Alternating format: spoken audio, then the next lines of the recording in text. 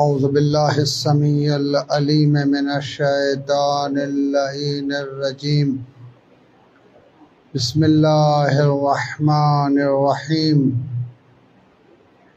الحمد لله الذي لا يبلغ مدحته القائلون ولا يحصي نعمه العادون ولا يؤدي حقه المجتهدون الذي لا يدركه بعد الحمم ولا يناله غوث الفتن الذي ليس لصفته حد محدود ولا نعت موجود ولا وقت معدود فطر الخلائق بقدرته ونشر الرياح برحمته والصلاة والسلام والتحية والإكرام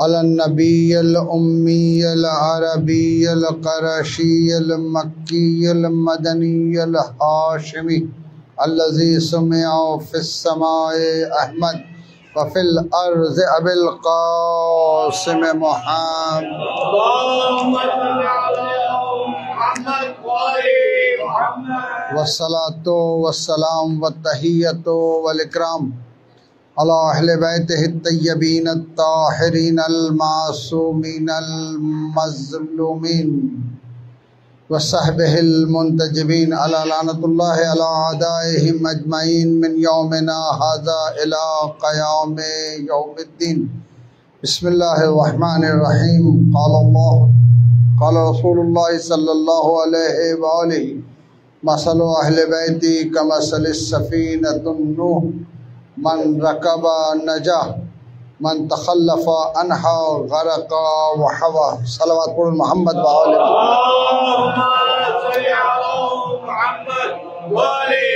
محمد اللهم صل على محمد وآل محمد اللهم صل على محمد وآل محمد دین مقدس ইসলাম কে আমাদের প্রিয় নবী মুহাম্মদ মুস্তাফা সাল্লাল্লাহু আলাইহি ওয়া আলিহি ওয়াসাল্লাম উম্মতের কাছে দুই ভাবে উপস্থাপন করেছেন। এক হচ্ছে ইরাতুত তারিক, দ্বিতীয় হচ্ছে ইসাল ইলাল মাতলুব। সকলের দৃষ্টি আকর্ষণ করছে। এই আলোচনা যদি বুঝতে পারেন তাহলে নিশ্চিতভাবে অনেক কিছু স্পষ্ট হয়ে যাবে। ইরাতুত তারিক কি এবং কেন? আমাদের শরীয়তে দুটি মৌলিক বিষয় রয়েছে। একটা হচ্ছে কোরআনে কারীম, অপরটি হচ্ছে আহাদিসে পয়গম্বর ইসলাম।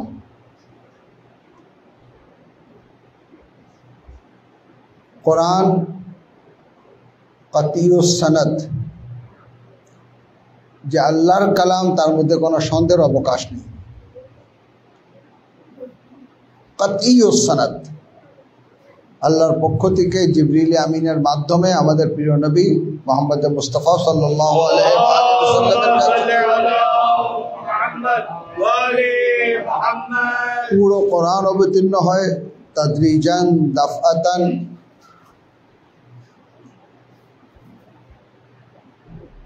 কাতিউস সনদ, আল্লাহর কালাম, কোনো সন্দেহের অবকাশ নেই। কিন্তু একটি জায়গায় সমস্যা আছে, সেটা হচ্ছে কি জান্নিউদ দালালাহ। কোরআনের অর্থ, কোরআনের তাফসির, আমি যে আয়াতের তাফসির করছি এটাই কি আল্লাহর ইচ্ছা?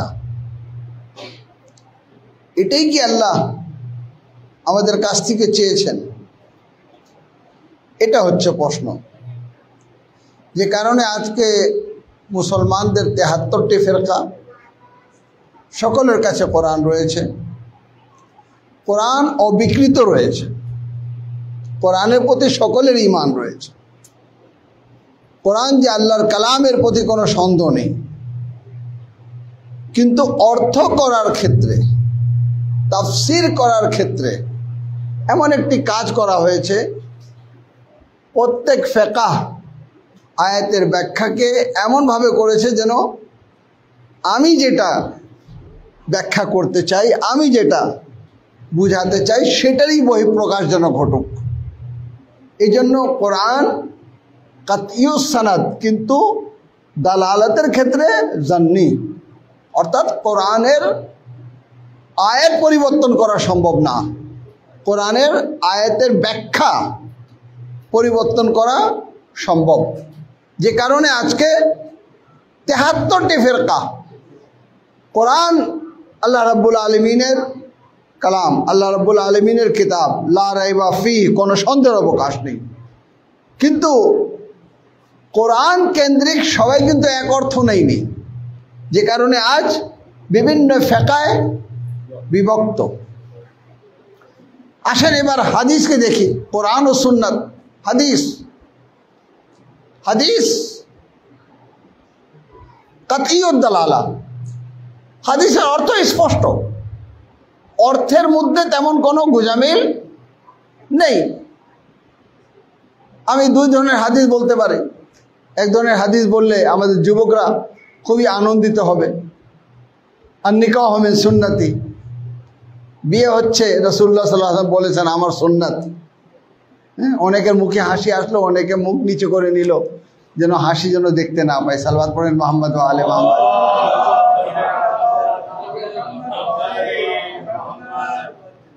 বিবাহিতদের হাসলে লাভ নেই, যারা অবিবাহিত তাদের মুখে হাসি আসতে হবে।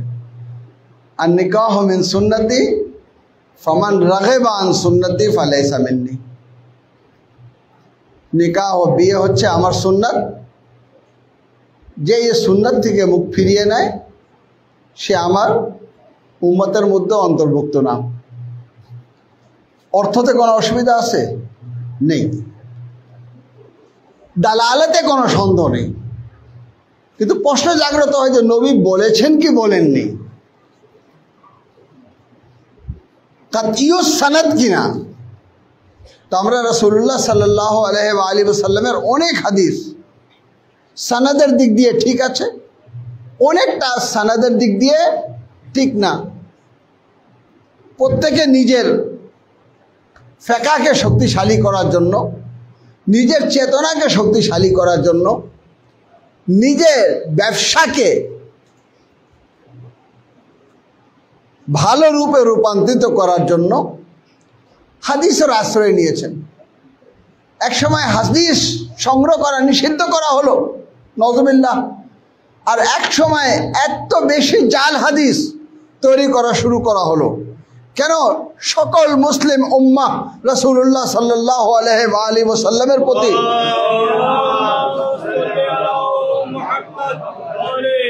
সম্মানের দৃষ্টিতে দেখে, তার প্রতি ঈমান রাখে। যদি ঈমান না রাখে তাহলে কাফির হয়ে যায়। তিনি আখরি নবী, তিনি শ্রেষ্ঠ নবী, রাসূলের নাম আসলে শ্রদ্ধা করে। এই সুযোগকে কাজে লাগিয়ে জাল হাদিস তৈরি করা হলো নিজের ইচ্ছার প্রতিফলন ঘটানোর জন্য, নিজের চেতনাকে ইসলামে প্রবেশ ঘটানোর জন্য। যে কারণে আমরা দেখতে পাচ্ছি অনেক পেঁয়াজ চলে আসছে, এখন এই পেঁয়াজ বিক্রি করা কঠিন হয়ে গেল। কি হলো? একজন রাবি হাদিসকে ধরা হলো, ভাই কিছু করো, কিছু করো যেন আমার এই পেঁয়াজটা যেন বিক্রি হয়ে যায়। তো বলো ঠিক আছে, কত দেবা? একটা মোটা অঙ্ক তাকে দেওয়া হলো। রাবি হাদিস আসলো, আসে কালা রাসূলুল্লাহ সাল্লাল্লাহু আলাইহি ওয়াসাল্লাম, সকল মুসলমান অত্যন্ত শ্রদ্ধার সাথে রাসূলের হাদিস, মান আকালা বাসলুল আক্কাহ ওয়া যাহাবা ইলাল মক্কাহ ফালাহুল জান্নাহ, যে আক্কার পেঁয়াজ খেয়ে মক্কায় প্রবেশ করবে তার উপরে জান্নাত ফরজ। এবার কি? এবার যে যতটা পারে পেঁয়াজ কিনে নিয়ে যাচ্ছে, এই পেঁয়াজ খেলেই না, আমি তো আরো একটা মানে চমৎকার একটা ঘটনা বলি। নির্বাচনের সময় হয় না যে যখন ক্যান্ডিডেটরা দাঁড়ায় তো তাকে মানে সে চেষ্টা করে যে কিভাবে আমাকে বেশি ভোট পেতে হবে। তো একজন আহাদ নামে তিনি দাঁড়িয়েছিলেন। তো তিনি চিন্তা করলেন যে আমার বিজয়টাকে যদি নিশ্চিত করতে হয় তাহলে মসজিদের ইমাম সাহেব যদি আমার পক্ষে খুতবা দিত, আমার পক্ষে যদি বক্তব্য দিত, তাহলে আমার বিজয়টা নিশ্চিত হয়ে যেত। সে বলল, হুজুর 1 লাখ টাকা রাখেন, আমি তো ভোটে দাঁড়িয়েছি, এখন আমার পক্ষে একটু কিছু বলেন, কিছু একটা বলেন যেন আমি ভোট পাই, যেন জনগণ আমাদের সাথে। উনি আসলেন খুতবার মধ্যে, আইয়ুহান নাস, এই লোক সকল, আপনারা সূরা তাওহীদ পড়েন না? বলে হ্যাঁ।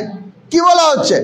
কুল হু আল্লাহু আহাদ, আল্লাহ কিন্তু আহাদের পক্ষে আছে। এই জিনিসটা যেন স্মরণে থাকে, ঠিক আছে? জনগণ বলল মাশাআল্লাহ, আহাদ চিরজীবী হোক, আহাদ জিন্দাবাদ জিন্দাবাদ, শুরু হয়ে গেল।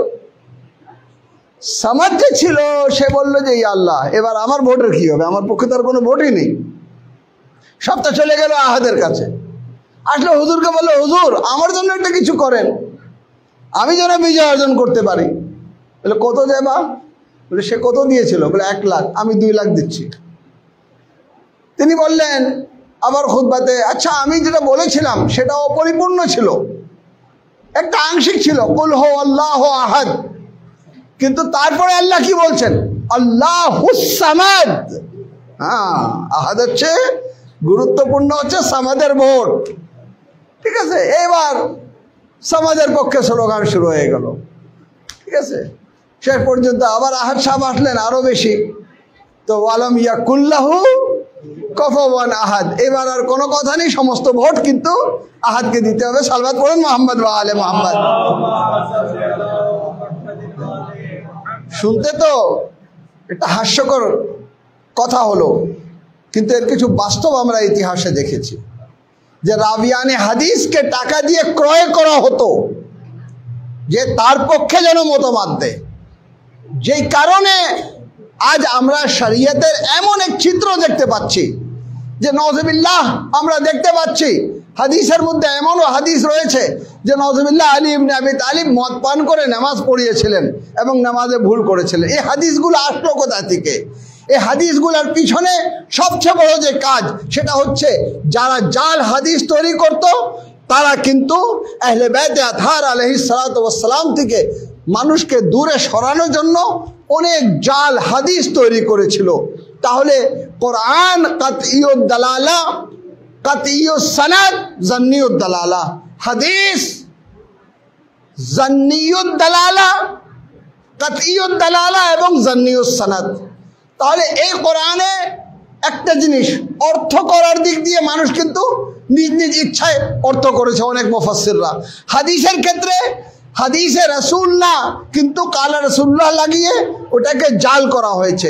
এখন এমন এক অবস্থায় শরীয়ত পাবো কিভাবে? সালাওয়াত পড়েন মুহাম্মদ ওয়া আলে মুহাম্মদ।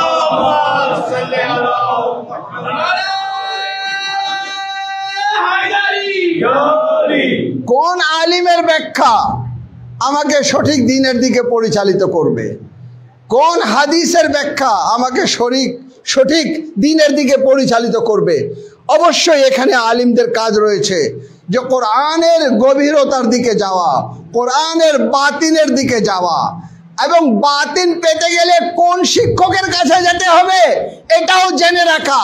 এই জন্য ইবনে আব্বাস অন্য কারো কাছে যাননি, মাওলানা মুত্তাকিয়ান আলী ইবনে আবি তালিব আলাইহিস সালাতু ওয়াস সালামের কাছে গিয়েছিলেন।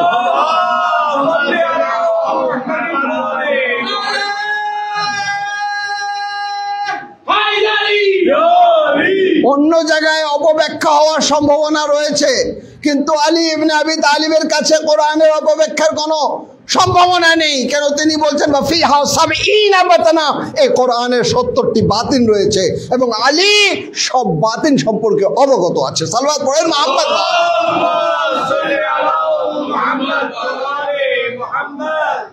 হাদিস অনেকে বর্ণনা করত, অনেকে হাদিস বলতো, কিন্তু যখন নাসারে নজরান এসেছিলেন, তখন যখন মসজিদে প্রবেশ করলেন রাসূলুল্লাহ সাল্লাল্লাহু আলাইহি ওয়াসাল্লাম তাদের দিকে তাকিয়ে মুখ ঘুরিয়ে নিলেন। নাসারে নজরান আশ্চর্য হলো, কি হয়েছে? কায়নাতের নবী যিনি বলছেন বয়স তোলে উতাম্মিমা মাকারিমিল আখলাক, বয়স তোলে উতাম্মিমা মাকারিমিল আখলাক, আখলাককে পরিপূর্ণ করতে এসেছেন, সেই নবী আমাদেরকে দাওয়াত করেছেন কিন্তু আমাদের সাথে কথা বলতে প্রস্তুত না। মুখ ঘুরিয়ে নিলেন। সাহাবায়ে কেরামরা আশ্চর্য হয়ে, কেন আমাদের প্রিয় নবী এই আচরণটা করলেন? তাদের সাথে তো কথা বলা দরকার ছিল। তারা রাগ করে মসজিদে নবী থেকে বের হয়ে যাচ্ছে। হযরত সালমান বললেন, একটু থামো। সে নাসারা নজরানদেরকে বললেন, একটু থামো, থেমে যাও। ছুটে গেলেন, আলী ইবনে আবি তালিবকে ডেকে নিয়ে আসলেন। ইয়া আলী, রাসূলুল্লাহ এদেরকে ডেকেছেন কিন্তু এদের সাথে কথা বলেননি, মুখ ঘুরিয়ে নিলেন। আলী আসলেন, তাদের দিকে তাকিয়ে বললেন, এই পোশাকে তোমরা গিয়েছিলা? অর্থাৎ তারা রেশমি পোশাক পরে, দামি পোশাক পরে তারা গিয়েছিল যেন আমার এই পোশাকের প্রভাব রাসূলকে যেন প্রভাবিত করে। রাসূল তাদের উদ্দেশ্য বুঝতে পেরেছিলেন, মুখ ঘুরিয়ে নিলেন। আলী ইবনে আবি তালিব বলেন, পোশাক পরিবর্তন করো, পোশাক পরিবর্তন করো। আমার নবী, কায়নাতের নবী এই ধরনের পোশাকে কেউ যদি ওনার সামনে আসে তিনি তাকে লাইক করেন না, পোশাক পরিবর্তন করো। সাধারণ পোশাক পরে এবার যখন প্রবেশ করলো রাসূলুল্লাহ সাল্লাল্লাহু আলাইহি ওয়াসাল্লাম তাদের সম্মানে উঠে দাঁড়িয়ে গেলেন। সালাওয়াত পড়েন মুহাম্মদ ওয়া আলি মুহাম্মদ। তো শরীয়ত বুঝতে গেলে মেজাজে রিসালাত বুঝতে হবে, হাদিস বুঝতে গেলে রাসূলুল্লাহ সাল্লাল্লাহু আলাইহি ওয়াসাল্লাম কোন অবস্থায় কি বলতে চাচ্ছেন এটা বুঝতে হবে। সব হাদিস এইভাবে চোখ বন্ধ করে কালা রাসূলুল্লাহ বলে গ্রহণ করা যাবে না। আর সব হাদিস এই জন্য যে ওর ভিতরে জাল হাদিসও আছে প্রত্যাখ্যান করা যাবে না। তাহলে আলিমদের কাজ হচ্ছে যে কোরআনের সঠিক ব্যাখ্যা বের করে নিয়ে আসা, সঠিক তাফসীর করা, সঠিক হাদিস আমাদের সামনে উপস্থাপন করা। কিন্তু কোন আলিম, যে আলিমরাও তো ৭৩ ভাগে বিভক্ত। সালাওয়াত পড়েন মুহাম্মদ ওয়া আলি মুহাম্মদ।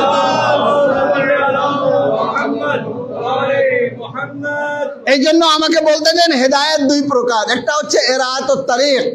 এরাতুত তারিক কাকে বলে? যেমন আমার কাছে শাব্বির জিজ্ঞাসা করলো ফুলতলা ইমাম বাড়ি কোন দিকে। আমি ওনাকে গাইড করতে গিয়ে বললাম, আপনি তো দৌলতপুরে থাকেন, আপনি একটি সিএনজিতে উঠেন, পথের বাজার দেখবেন, এখানে ছোট্ট করে একটি বাজার রয়েছে, বাম পাশে বাজার রয়েছে, ডান পাশে পুলিশরা অবস্থান করে, ওটা ক্রস করবেন। ক্রস করলেই পথের বাজার যখন ক্রস করবেন দেখবেন ডান দিকে একটা গলি চলে গেছে, ওই ডান দিকের গলির মধ্যে প্রবেশ করবেন। প্রবেশ করার পর দেখবেন ওই গলিটা আবার টার্ন দিচ্ছে বাম দিকে, বাম দিকেও প্রবেশ করবেন। ১০০ গজ যাওয়ার পরে দেখবেন ডাইন সাইডে একটা ইমাম বাড়ি রয়েছে, ওই ইমাম বাড়ি হচ্ছে ফুলতলার ইমাম বাড়ি। অর্থাৎ আমি এইভাবে ওনাকে এরাতুত তারিক করলাম। বাসা থেকে বের হন, সিএনজিতে ওঠেন, পথের বাজার ক্রস করেন, করার পরে ডাইন দিকে প্রবেশ করেন, ডাইন দিকে অগ্রসর হওয়ার পরে বাম দিকে প্রবেশ করেন, বাম দিকে যাওয়ার পরে ডাইন দিকে দেখবেন ইমাম বাড়ি রয়েছে। এখন এত ডাইন বাম আর মনে থাকলো না।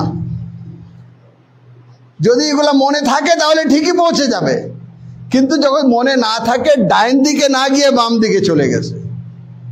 এবার বাম দিকে যতই যাচ্ছে আর রাস্তা শেষ হচ্ছে না। ঠিক আছে, কোথায় ফুলতলার ইমাম বাড়ি? যাকে জিজ্ঞেস করছে সে বলছে, ভাই আমি জানি না। তো পৌঁছানো সম্ভব আর না পৌঁছানো সম্ভব রয়েছে। এটা তো সামান্য একটু রাস্তা যেখানে পৌঁছানো সম্ভব কি সম্ভব না। আল্লাহু আকবার, এত বড় শরীয়ত। সালাওয়াত পড়েন মুহাম্মদ ওয়া আলি মুহাম্মদ। এই শরীয়তকে বুঝে তোমাকে জান্নাতে যেতে হবে, তোমাকে তোমার পায়ে হেঁটে জান্নাতে যেতে হবে। কতগুলা বাধা রয়েছে, কেউ ডাইন দিকে নিচ্ছে, কেউ বাম দিকে নিচ্ছে। এতগুলো মৌলানা, কেউ বলছে এদিকে চলে আসো, কেউ বলে এদিকে চলে আসো, বলে আসল মাল এই জায়গায়, বলে আসল মাল এই জায়গায়। কেউ বলে না এদিকেও যাওয়া দরকার নেই, এদিকেও যাওয়া দরকার নেই, পীর ধরে নাও।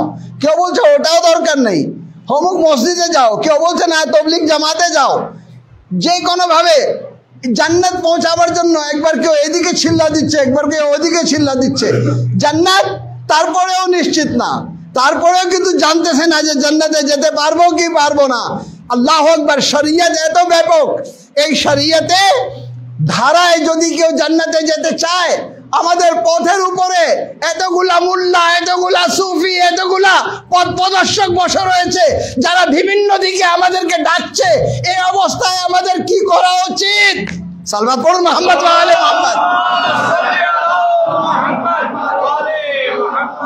কি করা উচিত? এর আতুত তারিক কোরআন বলছে হুদাল লিল মুত্তাকিন, কোরআন রয়েছে লা রাইবা ফি, কোরআন বলছে ইহদিনাস সিরাতাল মুস্তাকিম সিরাতাল লাযিনা আনআমতা আলাইহিম। কোরআন তো সবকিছুই বলে দিচ্ছে, কিন্তু তারপরে আমরা জান্নাতের রাস্তা খুঁজে পাচ্ছি না।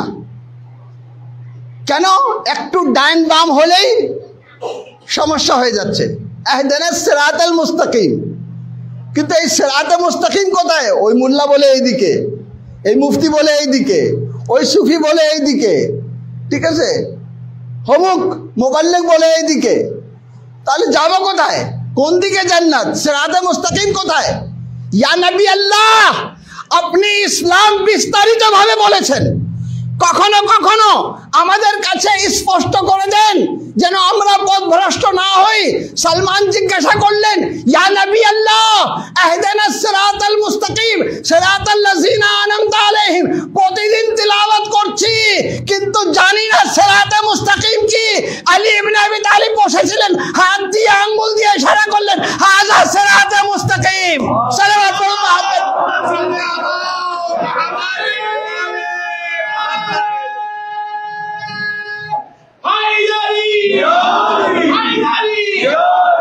নিশ্চিত রূপে রাসূল সিরাতে মুস্তাকিম ছিলেন, কিন্তু প্রশ্ন জাগ্রত হলো রাসূলের পরে কি করব, রাসূলের পরে কোথায় যাব? তখন বললেন আলিউন মাল হক ওয়াল হক মা আলী। আলী হকের সাথে আছেন, হক আলীর সাথে আছে।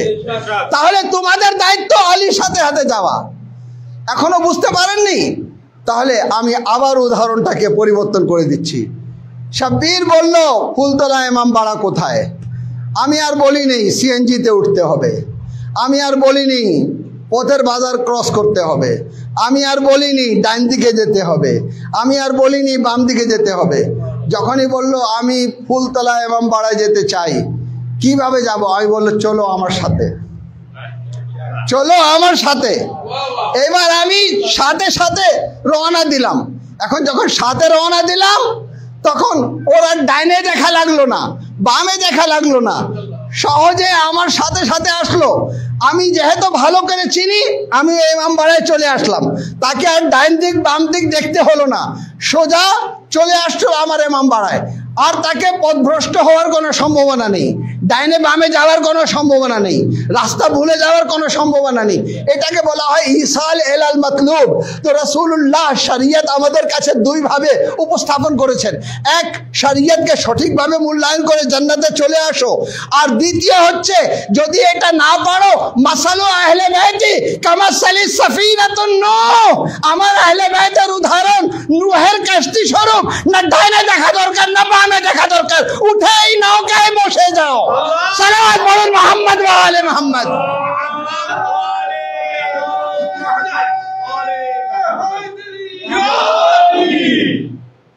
উচ্চ কণ্ঠে সালাওয়াত পড়ুন মুহাম্মদ ওয়া আলে মুহাম্মদ।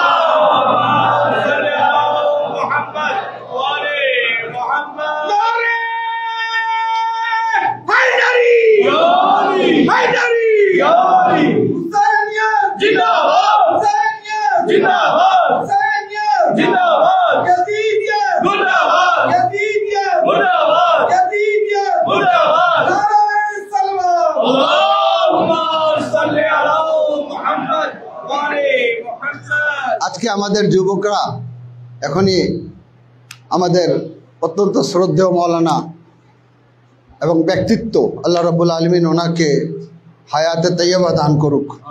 জনাব ইব্রাহিম ফয়জুল্লাহ সাহেব অত্যন্ত সুন্দরভাবে মুসলিম উম্মার মধ্যে ঐক্য আহ্বান করে তিনি এগিয়ে যাচ্ছেন। আল্লাহ ওনার হাতকে শক্তিশালী করুক।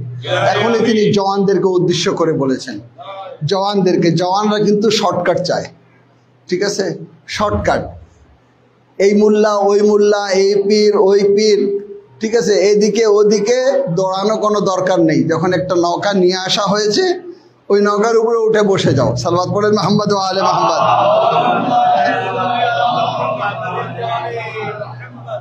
যে ওই নৌকায় উঠবে সে নেজাত পাবে। এই কারণে পয়গম্বর ইসলাম সাল্লাল্লাহু আলাইহি ওয়াসাল্লাম একটি গুরুত্বপূর্ণ ধারা, সেই ধারা যেটা আল্লাহ রাব্বুল আলামিন নির্ধারণ করেছিলেন। আমাদের কাছে আকল রয়েছে, আকল দ্বারা আমরা ভালো মন্দ বুঝতে পারি, কিন্তু আমাদের জন্য নবী পাঠানো হয়েছে, জন্য নবী আমাদেরকে আহকাম শিক্ষা দেবেন, নিজে আমল করে দেখাবেন। আমরা ওনাদের আমল দেখে আমরা কিন্তু আমল করব। এই কারণে আল্লাহ রাব্বুল আলামিন তার এই জমিনকে হুজ্জতে খোদা ব্যতীত রাখেননি, লা ওয়ারিস রেখে দেননি, যেখানে ইচ্ছা সেখানে তোমার যাওয়া লাগবে না। এই জন্য আগেকার দিনে যারা ভালো করে চিনতো আল্লাহওয়ালাদের, তাকে ধরে নিত, কোনো রকম পথভ্রষ্ট হতো না। হযরত আয়েশা কারণ নদীর ধারে দাঁড়িয়ে রয়েছেন, দেখলেন যে একজন রাসে সে কিন্তু কাঁদছে। বলে কি হলো, কাঁদছো কেন? বলে সমস্ত নৌকা ওইদিকে চলে গেল, আর কোনো নৌকা নেই ওইদিকে যাওয়ার। এখন আমি ভয় পাচ্ছি কোনো পশু যেন আক্রমণ না করে, তো তুমি ওইদিকে যেতে চাও? বলে হ্যাঁ। বলে এক কাজ করো, আমার কাপড় ধরে নাও। আমার কাপড় ধরো। কাপড় ধরলো। বলো কি বলবা? বলবা ইয়াবাইশ, ইয়াবাইশ, ঠিক আছে, ইয়াবাইশ বলতে থাকো। সেই ইয়াবাইশ বলতেছে, দেখতেছে পানির উপর দিয়ে হেঁটে চলে যাচ্ছেন, ঠিক আছে। অলিয়া কেরামদের যেখানে তাস্কেরা লেখা হয়েছে সেখানে তাস্কেরাত অলিয়াতে আছে এটা, এবং উভয়ে শিয়া সুন্নি উভয়ের কিতাবে কিন্তু রয়েছে।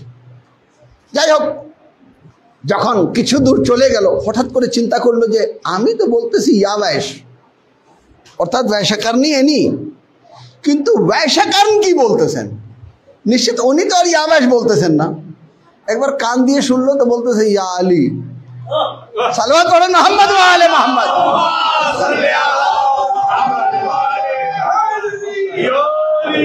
ইয়া আলী। তো বলে তাহলে ইয়াবাইশ বলা দরকার কি, ডাইরেক্ট বলি ইয়া আলী। ইয়া আলী বললো, পা একটু পানির ভিতরে, ফট করে হযরত আয়েশা ধরলেন। বলে কি হলো? বলে আপনি যা বলছিলেন আমি সেটাই বললাম, আমি তো ডুবে যাচ্ছিলাম। তো বলে আগে আমাকে চিনো নেই, আমার মওলাকে চিনা। সালাওয়াত পড়েন মুহাম্মদ ওয়া আলে মুহাম্মদ। আগে তার গোলামকে চিনো, আগে আমাকে চিনো, তারপরে আমার মওলাকে চিনবা। তো আমি এটাই বলবো, আগে আলীকে চিনেন, তার আলীর মওলা রাসূলকে চিনবেন। সালাওয়াত পড়েন মুহাম্মদ ওয়া আলে মুহাম্মদ।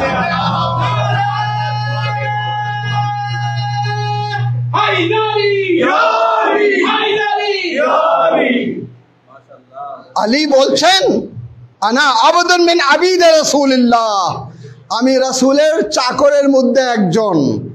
যখন রাসূলের জুতো সেলাই করছিলেন, সালমান এসে দেখলেন আলী রাসূলের জুতো সেলাই করছেন। বলে আলী কি করছো? বলে আনা আবদুন মিন আবিদ রাসূলিল্লাহ, আমি রাসূলের চাকরের মধ্যে একজন, অর্থাৎ চাকরের মধ্যে একজন চাকর। আল্লাহু আকবার। সেই আলীর মারিফাত অর্জন করা হয়নি, নবীর মারিফাত। এই জন্য তো আমরা বলি वो सलाम कहिए हुसैन को कि बहिश्त जिसका सिला मिले। आगे हुसैन के सलाम देन, যার রেজাল্টে बहिश्त পাওয়া যাবে। वो सलाम कहिए हुसैन को कि बहिश्त जिसका सिला मिले, और ये सिला तो अपनी तरफ से है, पे उधर से देखिए क्या मिले। जो दरे हुसैन पे झुक गया वो जरूर पहुंचा अली तलक। जो अली मिले तो नबी मिले, जो नबी मिले तो खुदा मिले। सलात पढ़ो मोहम्मद व आले मोहम्मद।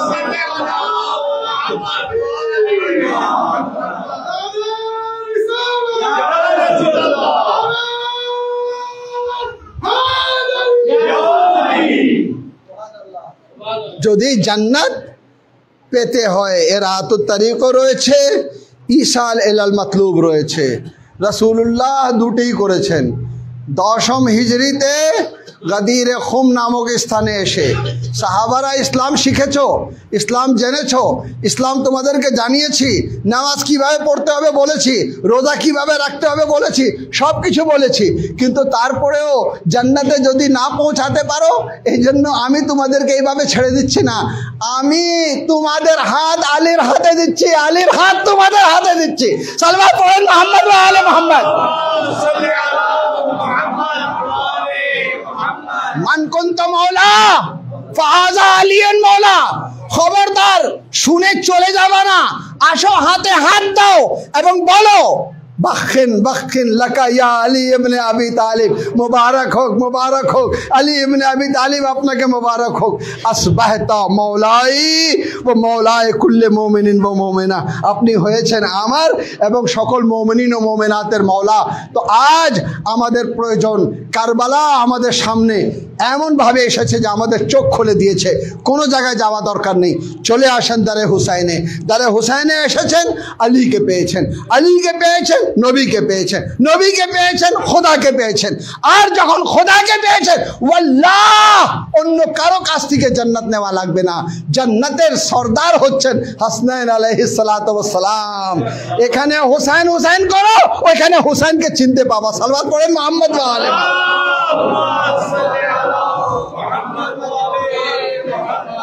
এই চেতনা আমাদেরকে জান্নাতে নিয়ে যাবে, এই চেতনা। এই বিষয়গুলা জানতেন হাবিব ইবনে মাজাহির, এই বিষয়গুলা জানতেন মুসলিম ইবনে ওসাজা, এই বিষয়গুলা জানতেন হযরতে বুরায়রে হামাদানি, এই বিষয়গুলাকে জানতেন আসহাবে হুসাইন। শুধু আসহাবে হুসাইন না, বানি হাশিমের পরিবারের প্রত্যেক সদস্যই জানত, প্রত্যেক সদস্যই জানত। আকিলকে একদিন মওলায়ে মুত্তাকিয়ান ডেকেছিলেন ফাতমাতুজ জাহরার শাহাদাতের পর, ভাইয়া আপনি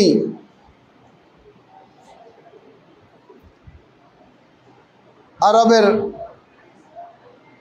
বংশ সম্পর্কে অবগত আছেন, তাদেরকে আপনি চিনেন। আমার বিয়ে এমন এক পরিবারে, এমন এক গোত্রে, যার থেকে আল্লাহ যেন আমাকে এমন সন্তান দেয় যেন বীর হয়, যেন যোদ্ধা হয়, যেন নির্ভয়ে যুদ্ধ করতে পারে। হযরত আকিল শুনলেন, শোনার পর দুটা কাজ করলেন। এক, হযরত আলীর আত্মীয়তা করলেন উম্মুল বানিনের সাথে, যার থেকে আল্লাহ সন্তান দিল হযরত আব্বাস। আর হযরত আকিল শিখে নিলেন যে ইসলাম রক্ষার জন্য সন্তান লালন পালন করতে হয়, এই জন্য তিনি তার মুসলিমকে এমনভাবে লালন পালন করলেন যেন মুসলিম হুসাইনের উপরে জীবন দিতে সামান্য দ্বিধাবোধ যেন না করেন। অর্থাৎ শিখে গেলেন যে ইসলামের জন্য সন্তান লালন পালন করতে হয়। উম্মুল বানিনের সাথে বিয়ে হয়েছে। উম্মুল বানিন আজাদারও যখন বিয়ে হয়ে আলী ইবনে আবি তালিবের বাসায় এসেছেন, দরজাকে চুমন দিলেন, ভিতরে প্রবেশ করলেন, হাসনাইন সম্মানে দাঁড়িয়ে গেলেন। উম্মুল বানিন বললেন, তোমরা দাঁড়িয়েছো কেন, বসে পড়ো। বলে না আপনি মা হয়ে এসেছেন। বলে না আমি তোমাদের মা না, তোমাদের মা ফাতেমাতুজ জাহরা। আমি এই বাসায় দাসী হয়ে এসেছি, আমি এই বাসায় কানিজ হয়ে এসেছি, তোমাদের খিদমতের জন্য এসেছি। কোথায় ফাতেমাতুজ জাহরা, কোথায় আমি? আজাদারও 4টি সন্তান আল্লাহ ওনাকে দিয়েছিল, সেই 4টি সন্তানকে তিনি শিক্ষা দিয়েছিলেন। দেখো তোমার মা কোনোদিন নিজেকে মা মনে করেনি, আহলে বাইতের দাসী মনে করেছে। হাসনাইনের দাসী মনে করেছে, জাইনাবে উম্মে কুলসুমের দাসী মনে করেছে। আব্বাস খবরদার, তুমিও নিজেকে ভাই মনে করবা না, নিজেকে গোলাম মনে করবা। আল্লাহ আল্লাহ, সারাটা জীবন আব্বাস ও আব্বাসের ভাই নিজেকে গোলাম মনে করেছেন। আল্লাহ আকবার। সিফিনে পূর্বে একটি ঘটনা, যে মসজিদে আলী ইবনে আবি তালিব খুতবা দিচ্ছিলেন, আরে ইমামে হুসাইন কম্বরের দিকে তাকিয়ে একটু ইঙ্গিত করলেন যেন একটু পানি নিয়ে আসেন। আল্লাহ আকবার, কম্বর শুনতে পাননি, কিন্তু মৌলায়ে মুত্তাকিয়ান দেখলেন তো কি দেখলেন, ওনার ছোট্ট একটি বাচ্চা যার নাম ছিল আব্বাস একটি পাত্রতে পানি নিয়ে মসজিদে প্রবেশ করেছে, কিন্তু যখন হাঁটতেছে তখন পানি পড়ে পড়ে যাচ্ছে। এই দৃশ্য দেখে আলী আর খুতবায় থামতে পারেননি, উঠে নেমে গেলেন, আব্বাসকে আদর করলেন, কারবালাকে স্মরণ করলেন। আজকে আমার হুসাইনের জন্য পানি আনতে পারেনি, আরে কালকে এই আব্বাস মাশক নিয়ে নেহরে ফরাতের উপরে। আজরকুম আলাল্লাহ, আজরকুম আলাল্লাহ। সারাটা জীবন উম্মুল বানিন শিক্ষা দিয়েছিলেন। আজাদারও উম্মুল বানিন মদিনায় ছিলেন। আমি হযরত আব্বাসের আজকে অন্য এক মাসায়েব পড়তে চাচ্ছি। আলী ইবনে আবি তালিবের শেষ রাত ওসিয়ত করছেন, সকলের হাত ইমামে হাসান মুজতবার হাতে দিলেন। তারপর আলী বললেন, এবার আমার রুম থেকে তোমরা বের হয়ে যাও, আমাকে ইবাদত করতে দাও। উম্মুল বানিন দাঁড়িয়ে রয়েছেন। উম্মুল বানিন, তুমি যাওনি কেন? বলে, আকা সবার হাত আপনি হাসানের হাতে দিয়েছেন, আমার আব্বাসের হাত কারো হাতে দেননি। আলী অনেক কন্দন করলেন, বললেন, উম্মুল বানিন, যা আমি জানি তা তুমি জানো না। হুসাইনকে ডাকলেন, হুসাইনের হাত আব্বাসের হাতে, আব্বাসের হাত হুসাইনের হাতে। আজাদারো, এই দৃশ্য হযরত জাইনাব দেখেছিলেন। এই জন্য যখন হযরত আব্বাস বিদায় নিতে এসেছেন তখন একবার বললেন, জাইনাব, এ ভাইয়া আব্বাস বসো, একটি ছোটকালের ঘটনা বলি। বলে, কি বলবেন বোন? বলেন। বলে, শুনো, আমার কাঁধা থেকে একবার হেজাব সরে গেল, কাপড় সরে গেল, আমার বাবা আমার হাতের চুমন নেওয়া শুরু করলেন। আমি বললাম, বাবা আপনি তো কপালে চুমন দিতেন, আপনি হাতে চুমন দিচ্ছেন কেন? বললেন, জাইনাব, একদিন আসবে যে হাতে দড়ি বাঁধা হবে। আমি তখন বলেছিলাম, চার ভাই আব্বাসের মতো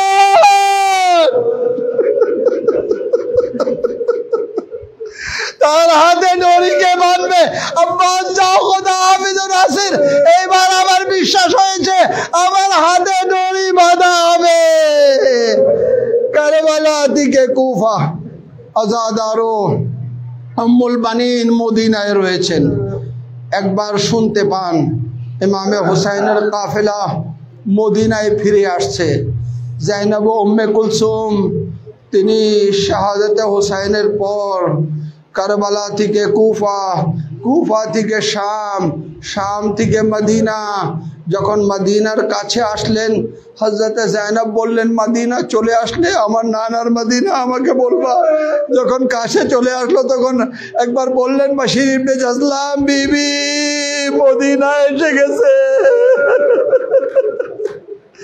তখন জাইনাব বললেন, মদিনা তো জানতে না, লাতাক বলি না, হে আমার নানার মদিনা, আমাদের গ্রহণ করিও না। যা আমরা নিয়ে গিয়েছিলাম মদিনা থেকে তা নিয়ে আসতে পারিনি। আজরকুম আলাল্লাহ। হযরত আব্বাসের সন্তান আব্দুল্লাহ তিনি মদিনায় ছিলেন। উম্মুল বানিন হেজাব পড়লেন। আম্মা কোথায় যাচ্ছ? দাদি কোথায় যাচ্ছ? বলে, যাচ্ছি, দেখো বলা হচ্ছে আলা কোথায় হুসাইন হবে কারবালা, আমার হুসাইন, আমার হুসাইন শহীদ হয়েছে।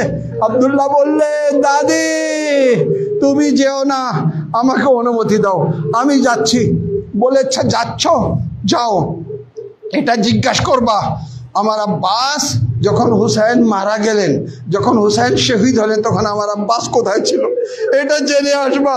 আল্লাহ আল্লাহ বাচ্চা ছুটে যাচ্ছে বাশির ইবনে জজলামের দিকে, যাওয়ার সাথে সাথে জিজ্ঞাসা করলেন, এ বাশির তোমার হাতে এই আলম কেন? তো বাশির বললেন, আব্দুল্লাহ আলম সম্পর্কে কেন জিজ্ঞেস করেছো? বলে যখন যাচ্ছিলাম এই পতাকা আমার বাবার হাতে ছিল। তারা কি পরাজিত হয়েছে? বলে না, এটা বিজয়ের আলামত।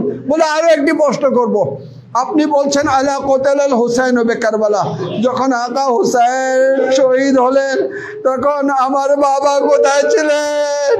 আগে আমার বাবা শহীদ হয়েছেন না আগে হুসাইন? বলে আব্বাস আগে শহীদ হয়েছে তারপরে হুসাইন। আরে আব্দুল্লাহ ছুটে আসলেন, উম্মুল বানিনকে জড়াই ধরলেন, দাদি আমি ইয়তীম হয়েছি, আমার বাবা মারা গেছে, এ দাদি আমার বাবা মারা গেল। আর জান্নাতুল বাকির দিকে ছুটে আসলেন। ইতিহাস লেখছে উম্মুল বানিনের বারসিয়া, তিনি বলতেন, ইয়া আহলে ইয়াসরাব লিমা তাকুলুনা উম্মুল বানিন, হে মদিনার বাসীরা আমাকে উম্মুল বানিন বলো কেন? আরে আমার ছেলেরা ছিল, তারা সব শহীদ হয়েছে, তারা সব শহীদ হয়েছে। জান্নাতুল বাকিতে মাটি দিয়ে দুটি কবর বানাতেন, একটা লিখতেন হাজা কবরে আব্বাস, একটা লিখতেন হাজা কবরে হুসাইন। আব্বাসের কবরকে মিটিয়ে বলতেন হায় হুসাইন, হায় আমার মাজলুম হুসাইন। আজাদ আরো একদিন দেখেন তো কি দেখেন, আরো এক বিবি বসে আছে, যিনি বলছে হায় আব্বাস, হায় আব্বাস।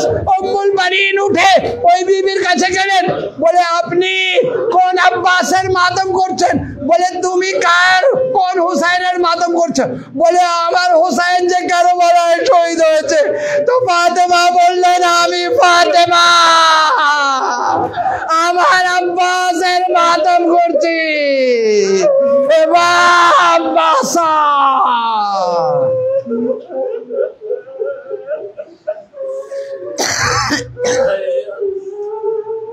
সায়ালামুল লাযিনা যালামু আইয়া মুনকালিবি ইয়ানকালিবুন ইন্না লিল্লাহি ওয়া ইন্না ইলাইহি রাজিউন। মাতামে হুসাইন।